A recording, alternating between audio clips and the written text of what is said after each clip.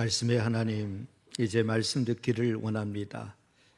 부흥하는 교회, 쇠퇴하는 교회 시리즈 설교를 하며 위기 속의 돌파구가 되는 거룩한 교회라는 제목으로 오늘 이 시간 말씀을 나누기를 원합니다. 주님의 성령께서 이곳에 임재하시고 또 성령께서 말씀하여 주시어서 각자의 심령 속에 주님이 들려주시는 하나님의 말씀으로 채워지는 은혜의 자리가 되게 하옵소서.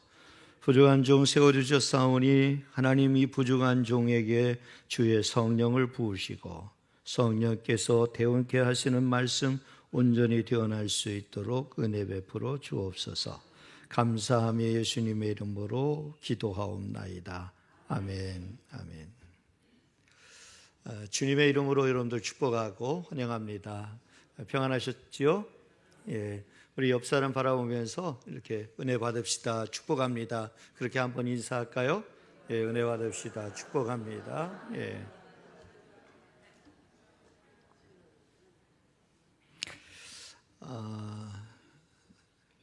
요즘 우리 시대를 가리켜서 AI 시대, 인공지능 시대라고 얘기를 합니다.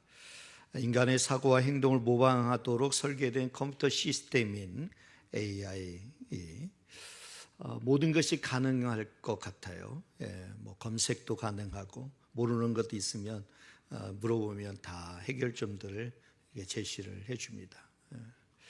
그런데 그에 비해서 우리 마음은 점점 메말라 가고 있고 더 비판적이 되고 있고 공동체는 점점 무너져 가고 있습니다. 무엇보다 희망의 등불이 될 교회를 바라보는 시선이 예전과 같지 않습니다. 교회의 외형은 커졌지만 내면은 작아지고 예배의 화려함은 갖췄지만 진실함은 약해지고 봉사의 기회는 많아졌지만 사랑 없는 위선이 가득하고 많은 지식은 가졌지만 그저 말에만 머물 때가 많습니다. 이것이 한국 교회의 현실입니다. 그런데 교회의 진짜 위기는 뭘까 하는 거죠. 교회의 진짜 위기는 거룩함을 잃어버린 것입니다. 교회가 거룩하지 않은 것입니다. 교회가 거룩하지 않는 것, 성도가 거룩하지 않는 것입니다. 오늘 본문에 보면 큰 집을 교회, 성도들을 다양한 그릇으로 비유하면서 하나님이 쓰시는 그릇은 깨끗한 그릇이 되어야 함을 가르쳐 주고 있습니다. 오늘 본문의 20절 말씀 우리 같이 한번 읽도록 하겠습니다. 함께 읽겠습니다. 큰 집에는 금그릇과 은그릇뿐 아니라 나무그릇과 질그릇도 있어 귀하게 쓰는 것도 있고 천하게 쓰는 것도 있나니. 아멘. 하나님이 보시는 기준은 그 그릇의 재질을 보시는 게 아닙니다. 그것이 금그릇이냐 은그릇이냐 나무그릇이냐 질그릇이냐를 보시고 하나님이 쓰시는 것이 아니라 그 그릇이 깨끗하냐, 정결하냐, 거룩하냐를 보십니다. 그렇다면 여기서 질문은 우리 교회는 정말 하나님이 찾으시는 거룩한, 구별된 거룩함의 공동체인가 하는 거죠. 우리 교회는 정말 하나님 앞에서 구별된 거룩한 공동체인가? 질문을 던집니다.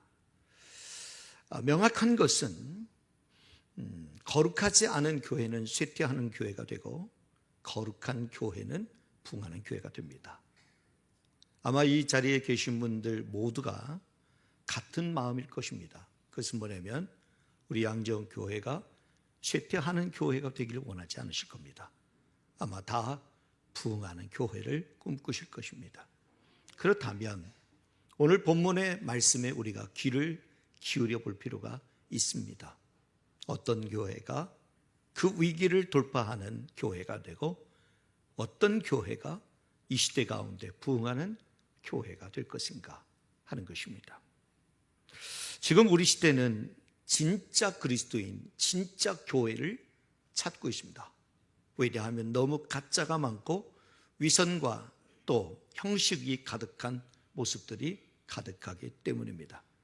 그래서 진짜 그리스도인, 진짜 교회를 찾고 있습니다. 위선적이지 않고 가식과 형식을 버린 정결한 중심, 거룩한 헌신, 하나님께 합당한 교회와 성도를 찾고 있습니다. 그런 의미에서 저는 우리 양정교회가 그 위기 속에 돌파가 되는 거룩한 교회가 되기를 꿈꾸면서 여러분들과 함께 말씀을 나누기를 원합니다. 위기 속에 돌파가 되는 거룩한 교회가 되려면 어떻게 해야 되는가? 오늘 본문의 가르침, 오늘 성경의 가르침을 우리가 한번 깊이 살펴보기를 원합니다. 첫 번째는 하나님이 인정하시는 가치관을 따라 살아야 합니다. 하나님이 인정하시는 가치관, 내가 인정하는 가치관이 아니라 소위 말하는 세상적 가치관이 아니라 하나님이 인정하시는 가치관을 따라 살아야 합니다. 21절 말씀 우리 같이 한번 읽겠습니다. 시작. 그러므로 누구든지 이런 것에서 자기를 깨끗하게 하면 귀 쓰는 그릇이 되어 거룩하고 주인의 쓰심에 합당하며 모든 선한 일에 준비함이 되리라. 아멘, 아멘. 여기 말씀에 잘 보면 이런 것에서 자기를 깨끗하게 하면입니다. 자기를 깨끗하게 하면, 그러면 귀 쓰는 그릇이 되어 거룩하고 얘기해요. 귀 쓰는 그릇이 되어 거룩하고, 거룩한 공동체가 되면, 거룩한 교회가 되면, 그러면 두 가지, 주인의 쓰심에 합당한 교회가 되는 거예요.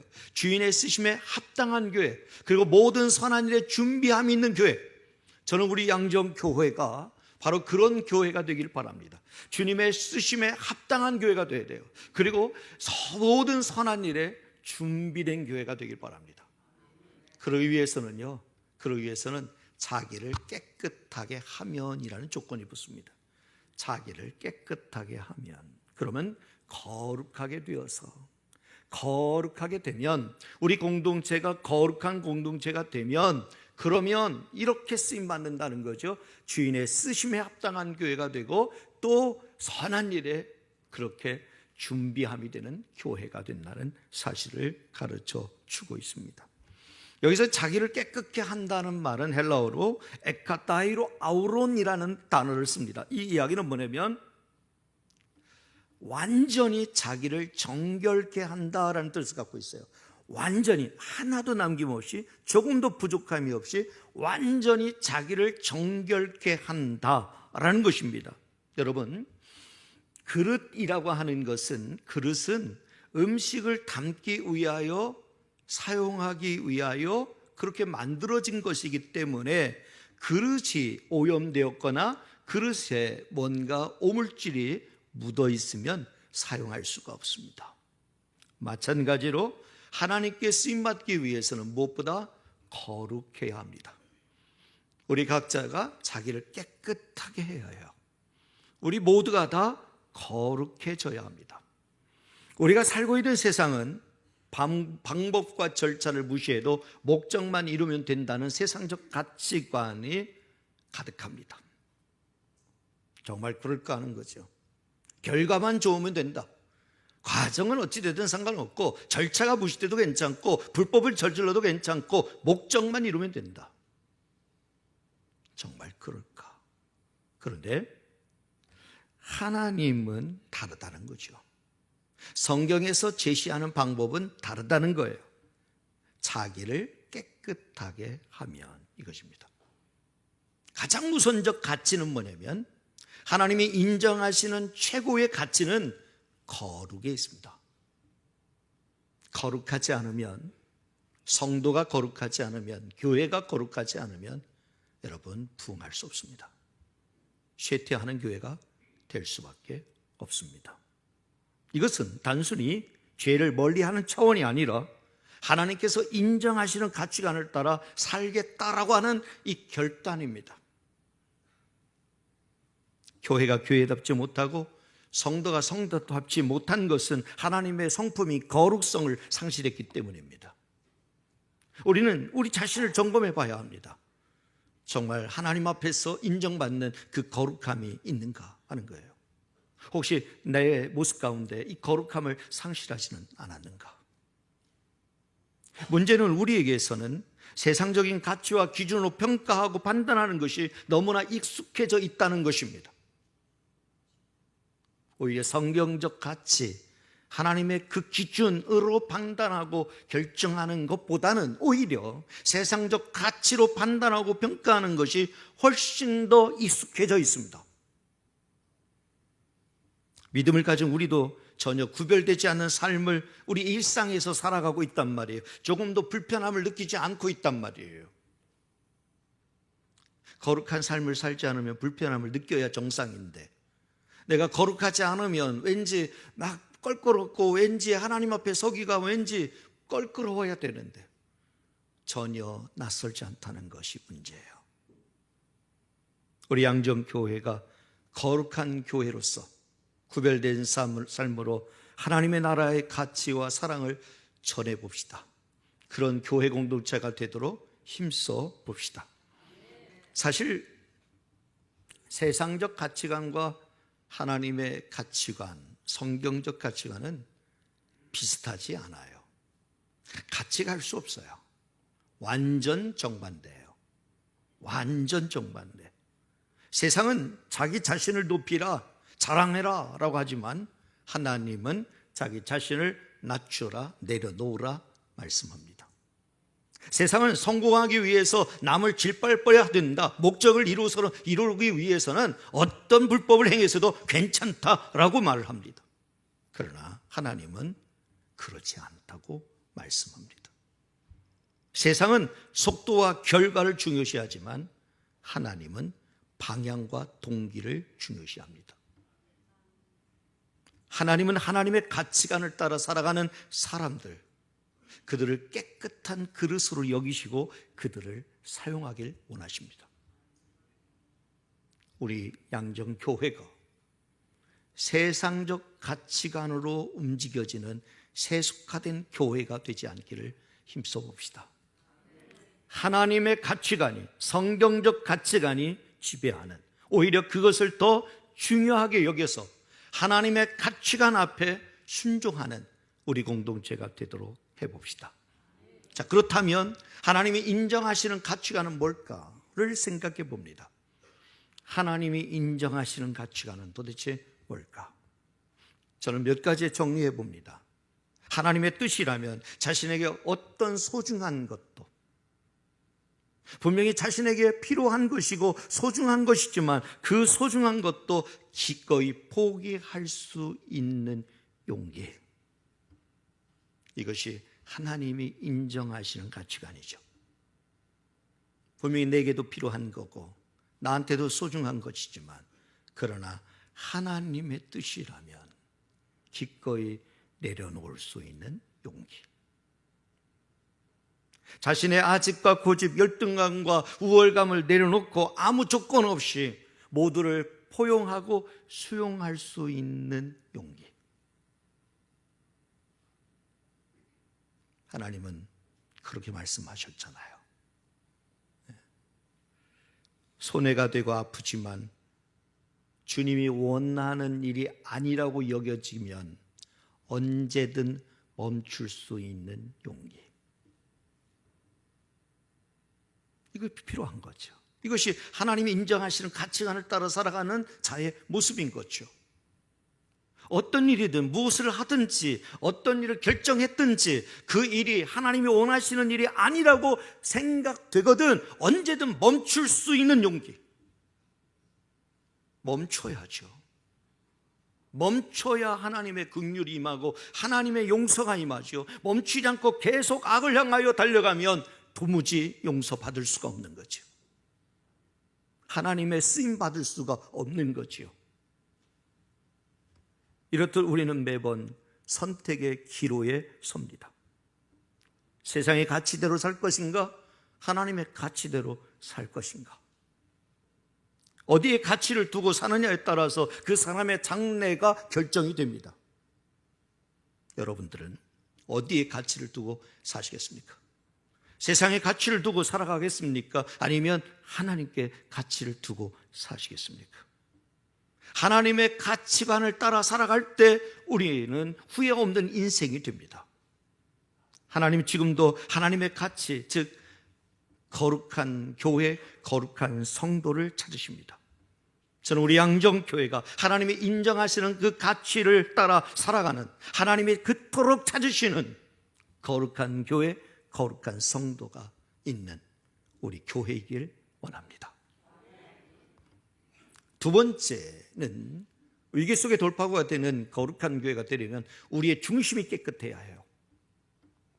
우리의 중심이 깨끗해야 합니다.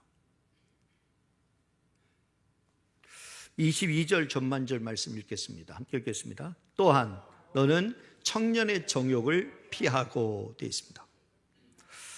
또한 너는 청년의 정욕을 피하고. 여기서 이 청년의 정욕은 뭘까요? 왜 청년의 정욕이라는 표현을 사용했을까요?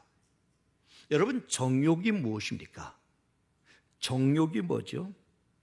깨끗한 마음의 그릇을 더럽게 하는 부패된 내면적 찌꺼기, 이것이 정욕입니다. 깨끗한 마음의 그릇을 더럽게 하는 부패된 내면의 찌꺼기, 이것이 정욕이에요. 그게 뭘까요? 시기, 질투, 교만, 이기심, 비교, 분노, 자기 자랑, 욕심, 미움, 이런 것들이요. 마음의 중심에서 일어나는 타락한 욕구들, 그것이 정욕이잖아요. 그것이 우리의 마음 중심에서 일어나는 날마다 들끓는 그런 타락한 욕심들이 있어요. 결국 이런 것들이 교회 공동체를 파괴하고 다툼과 갈등을 계속 야기시킵니다. 왜 청년의 정욕이라는 말을 사용했을까 하는 거죠. 청년의 때에 가장 정욕이 강하기 때문입니다. 잠깐의 정욕을 이기지 못하면 하나님께 쓰임받기는커녕 완전히 망가진 인생이 될 수밖에 없는 것이기 때문입니다.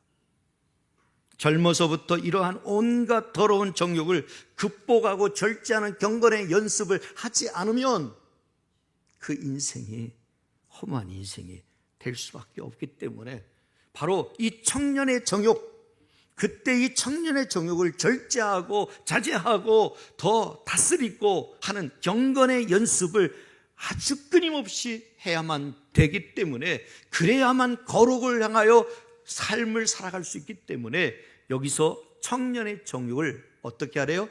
피하라 얘기하고 있어요. 여러분, 악한 자들을 곁에 두지 마세요. 악한 일을 도모하는 자들 곁에 두지 마세요. 여러분의 영혼이 망가집니다. 여러분의 영혼이 죽습니다. 여러분들이 살기를 원하신다면, 여러분의 평생 주 안에서 복받는 인생 살기를 원하신다면 여러분 거룩한 자들과 함께 하세요. 항상 거룩한 자들과 함께 할 때 여러분의 영혼이 삽니다. 사랑하는 양정의 모든 성도 여러분, 여러분 모두가 거룩한 성도이기를 주님의 이름으로 축복합니다. 너는 청년의 정욕을 피하라고 단호히 경고합니다. 사무엘이 이새의 여러 아들 중에 이스라엘 왕을 선택하는 그 장면에서 나온 유명한 구절이 있습니다. 성경 말씀 사무엘상 16장 7절 말씀 같이 한번 읽어보겠습니다. 여호와께서 사무엘에게 이르시되 그의 용모와 키를 보지 말라. 내가 이미 그를 버렸노라. 내가 보는 것은 사람과 같지 아니하니 사람은 외모를 보거니와 나 여호와는 중심을 보느니라 하시더라. 아멘, 아멘. 여호와께서 사무엘에게 말씀하십니다. 그의 용모와 키를 보지 말라. 나는 이미 그를 버렸다. 누굴 가리켜요? 사울을 가리키는 거예요. 사울. 나는 이미 그를 버렸다. 용모와 키를 보지 마라. 내가 보는 것은 사람과 같지 아니하니 사람은 외모를 보거니와 나 여호와는 중심을 보시니라. 여기서 말하는 용모와 키의 기준은 바로 당시에 사람들이 사울왕을 뽑을 때, 사울왕을 선택할 때 세웠던 기준입니다. 용모와 키를 보았습니다. 한마디로 이 사울은 몸짱이었습니다. 아주 체구도 건장하고 아주 누가 봐도 정말 장군감입니다. 장군감. 잘생겼습니다. 덩치도 크고 힘도 아주 우락부락 생겼고 완전히 남성다움으로 가득했습니다. 그런데 하나님은요, 그것이 아니라 다른 것을 보기를 원하신다는 거예요. 뭐예요? 마음 하트, 마음 중심을 보신다는 거예요. 마음 중심이요. 사실 예나 지금이나 여전히 사람들은 외모부터 봅니다. 그렇죠? 외모부터 봐요.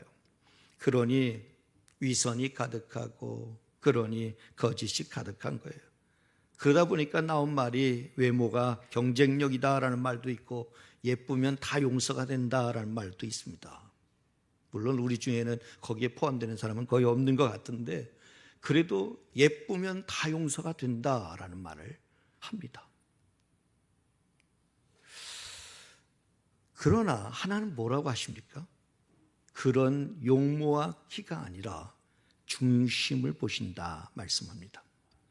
혹시 여러분 외모 때문에 고민하는 분 계십니까?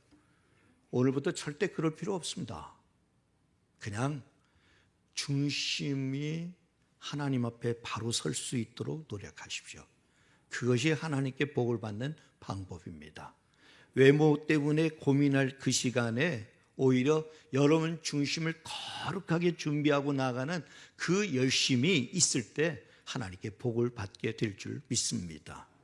혹 내가 너무 잘생기고 너무 예뻐서 고민하는 분 계십니까? 여러분 여러분 교만하지 않도록 하십시오. 오히려 더 진짜 고민해야 될 일이 있습니다. 그것이 뭐예요? 여러분 내가 정말 거룩한가? 하나님이 인정하시는 그 거룩함으로 준비되었는가 하는 것입니다. 이 말씀의 올바른 그 원어적 번역은 어떻게 되냐면 이렇게 돼 있어요.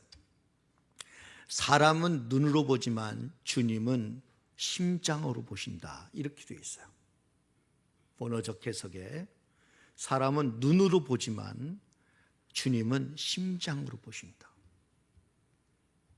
거룩함의 기준은 우리의 중심이 정결하고 깨끗한지 그 중심이 하나님 앞에 향하고 있는지거든요. 여러분 시편 119편 말씀을 잠시 같이 읽겠습니다. 시편 119편 9절로 11절 함께 읽겠습니다. 시작. 청년이 무엇으로 그의 행실을 깨끗하게 하리이까? 주의 말씀만 지킬 따름이니이다. 내가 전심으로 주를 찾아싸우니 주의 계명에서 떠나지 말게 하소서. 내가 주께 범죄하지 아니하려 하여 주의 말씀을 내 마음에 두었나이다. 아멘. 아멘. 사랑하는 양정의 성도 여러분, 여러분 중심에 무엇이 있는지 확인해 보세요. 여러분 중심에 여러분의 생각으로 가득하고 미움의 생각이 가득하고 원망이 가득하고 불평이 가득하면 거룩하지 않은 거예요. 여러분 마음에 말씀이 주님의 말씀이 여러분의 마음을 지배하고 주장하고 있다면 여러분 거룩한 거예요. 하나님의 말씀이 여러분 마음의 중심에 있기를 주님의 이름으로 축복합니다. 그래서 여러분들이 판단하고 결정하고 선택할 때마다 하나님의 말씀이 기준되어서 여러분들을 이끌어갈 세기를 주님의 이름으로 축복합니다. 그것이 거룩한 삶입니다. 그것이 하나님이 인정하시는 삶이 되는 것입니다. 사랑하는 여러분, 거룩한 교회 안에 있어야 거룩한 삶을 살 수 있습니다. 거룩한 교회 안에 있어야 거룩한 성도가 될 수 있습니다. 교회를 떠나면 이 더러운 세상에서 죄로 오염될 수밖에 없습니다. 여러분 청년의 유혹, 청년의 정욕을 우리가 떠오르면 꼭 생각나는 사람이 한 사람 있어요. 보디발의 아내와 연관되어 있던, 보디발의 아내의 유혹을 받았던 요셉이라고 하는 인물을 우리는 생각하게 되지요. 그가 그 청년의 유혹을 단호하게 거절했던 이유가 성경에 나오고 있습니다. 창세기 39장 9절 말씀인데 같이 한번 읽어보겠습니다. 함께 읽겠습니다.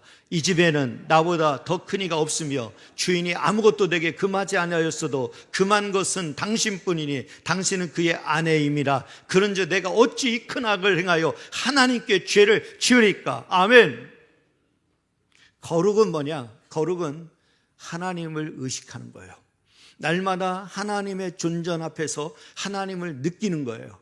지금 이 자리에 하나님의 계심을 경험하는 거예요. 날마다 내 앞에 하나님이 계시다는 것을 생각함으로 내 행동을 절제하는 거예요. 그것이 거룩이에요. 내 말을 절제하는 거예요. 내 결정을 절제하는 거예요. 그것이 여러분 경건이에요. 거룩이에요. 여러분 하나님을 의식하고 계십니까? 하나님을 너무 가볍게 우습게 여기지 않습니까? 하나님이 내 앞에 계시고 하나님이 나를 보고 계신데 너무 함부로 말을 하고 모함을 하고 험담을 하고 허위사실을 유포하고 거짓을 말하고 함부로 하고 있지는 않습니까? 수두룩빽빽해요. 그런 말들이. 제가 가지고 있는 자료만 해도 수두룩빽빽해요. 얼마나 모함과 험담과 더러운 말과 거짓된 허위사실을 가지고 있는지. 하나님이 내 앞에 계시다고 할 때 그런 말을 함부로 할 수 있을까요? 하나님을 의식한다면, 정말 하나님을 의식하고 산다면 우린 조심하게 되죠.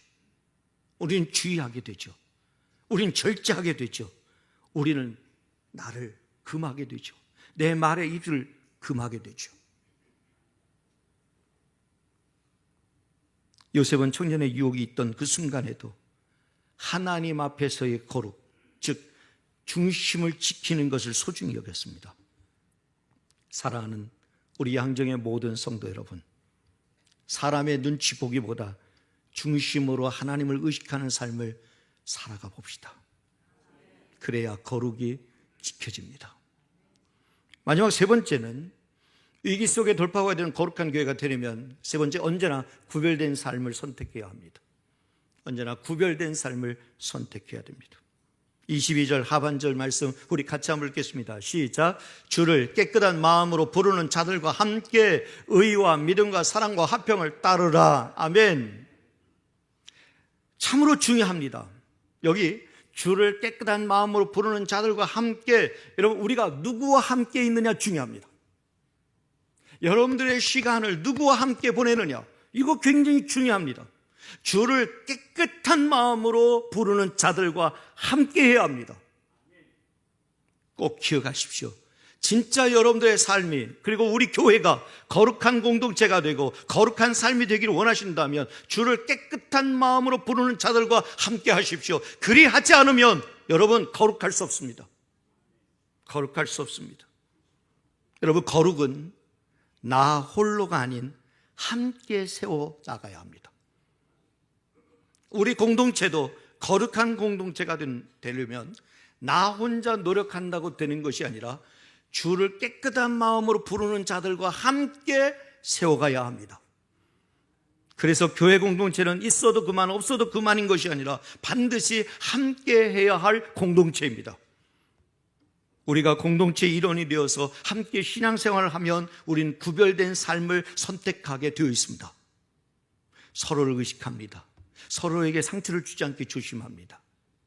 서로의 거룩을 유지하기 위해서 서로 노력합니다. 서로 기도를 부탁하고 영적인 삶을 추구합니다. 나 홀로 거룩한 삶을 살아간다는 것은 대단히 어려운 것입니다. 우리에게 교회 공동체를 허락하신 것은 함께 기도하고 함께 예배하고 함께 섬기고 함께 세우라고 하는 것입니다. 교회 안에는 참으로 다양한 분들이 계십니다. 하나님이 쓰시는 거룩한 사람들이 있습니다. 우리 양정교회도 하나님이 쓰시는 거룩한 분들이 참 많이 계십니다. 영혼 구원에 힘쓰고 교회를 견고히 세우고 성도의 성숙을 돕고 약한 자를 위해 기도하고 목회자를 적극적으로 돕는 일에 힘쓰고 어려운 일들을 돕고 자기 쓰기에도 부족한데도 불구하고 하나님 앞에 감사함으로 구별하여 헌금을 드리고, 그런데요, 다 그런 분만 있는 건 아닌 것 같아요. 교회를 위기에 몰아넣고 분쟁과 갈등에 휩싸이게 하는 이도 있어요. 늘 상처 주는 일만 하고 새가족들의 믿음의 성장을 방해하고 교회의 이미지를 실추시키고 악당과 모함을 함부로 하고 목회자를 어떻게 하는지 험담을 하고 전혀 감사를 표현하지 않는 삶으로 있는 이들이 있습니다. 우린 날마다 거룩한 삶의 방향으로 나아가야 합니다. 그러기 위해서는 오늘 말씀의 분명한 목표와 방향을 제시하고 있습니다. 그것은 뭐냐면 의와 믿음과 사랑과 화평을 따르라, 이것입니다. 거룩한 자들과 함께, 깨끗한 마음으로 거룩한 자들과 함께 의와 사랑과 믿음과 화평을 따라가야 합니다. 성도는 적극적으로 하나님께서 원하시는 것을 따라가는 사람이 성도입니다. 여러분 착각하지 마세요. 성도는 하나님이 원하시는 것을 함께 적극적으로 따라가는 사람이 성도입니다. 아무것도 안 하면 거룩해질 수 없습니다. 우리 양정교회가 위기 속에 돌파가 되는 거룩한 교회가 되려면 오늘부터 더욱 적극적으로 의와 믿음과 사랑과 화평을 따라가는 귀한 교회가 되기를 주님의 이름으로 축복합니다. 기도하겠습니다. 하나님 아버지, 교회와 성도들이 세상과 구별되는 거룩함을 회복하는 것이 하나님의 명령임을 알았습니다. 바로 그것이 우리와 우리의 가정이 사는 길이며 교회가 바로 서는 길이며 이 민족이 건짐받는 길임을 고백합니다. 은혜의 하나님, 우리 양정교회가 위기 속에 돌파구가 되는 거룩한 교회가 되어 세상의 빛과 소금이 될 수 있게 하옵소서. 우리 교회의 성도들은 날마다 거룩을 향해 더욱 열심히 달려가게 하셔서 이젠 더 이상 교회가 세상과 다를 바 없는 세속성이 가득한 교회가 되지 않게 하옵소서. 오늘부터 거룩한 교회를 향해 한 걸음 한 걸음 나아가게 하시고 거룩을 추구하고 거룩의 열매가 있는 교회가 되게 하옵소서. 감사하며 예수님의 이름으로 기도드립니다. 아멘.